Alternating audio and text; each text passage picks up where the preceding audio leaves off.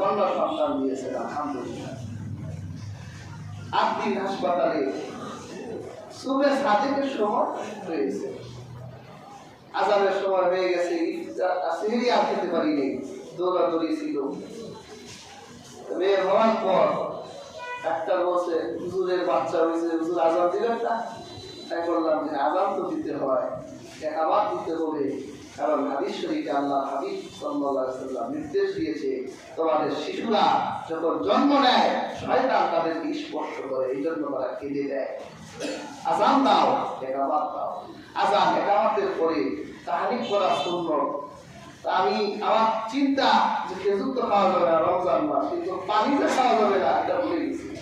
আমার শাশুড়ি জমজমের পানি দিছে, আমি একটু খাইছি, আমার বাচ্চারই একটু খাওয়া দিয়েছে।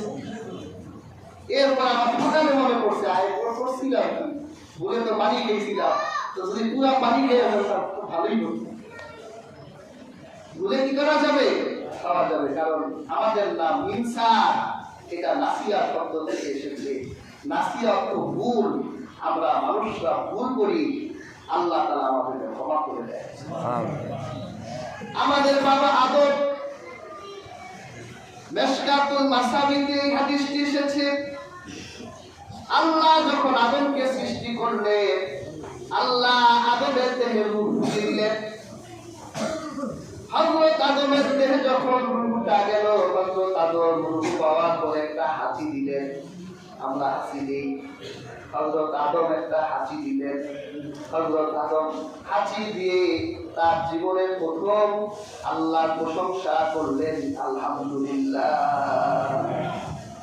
আমরা হাসি দিলে বলি না আলহামদুলিল্লাহ? আল্লাহ জবাব দিলেন, ইয়া হাবুক আল্লাহ, আদম তোমার উপর আল্লাহ রহমত আসুক, তুমি হাসি দিয়ে তুমি আমার প্রশংসা করেছ। সুবহানাল্লাহ। আল্লাহ পাক আদমকে বলল, আদম ওই যে ফেরেশতা দেখা যায়, যাও তাদেরকে গিয়ে সালাম দাও। হযরত আদম গিয়ে ফেরেশতাদেরকে সালাম দিলেন, আসসালামু আলাইকা।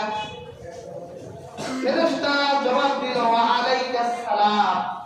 হযরত আদম ফিরে এলেন, আল্লাহ পাক বলল, আদম আমি তোমারে শিক্ষা দিলাম, তুমি যেরকম ফেরেশতাদের থেকে কনভার্সন করলা, অভিবাদন দিলা, আর ফেরেশতারা ওয়া আলাইকাস সালাম বলে জবাব দিল, এখন থেকে তোমার সন্তানের ভিতরে আমি আল্লাহ ভালোবাসার মহব্বতের জন্য এই অভিবাদনটা রেখে দিলাম, যাতে তোমার এক সন্তান আরেক সন্তানের সাথে দেখা হলে বলে আসসালামু আলাইকুম।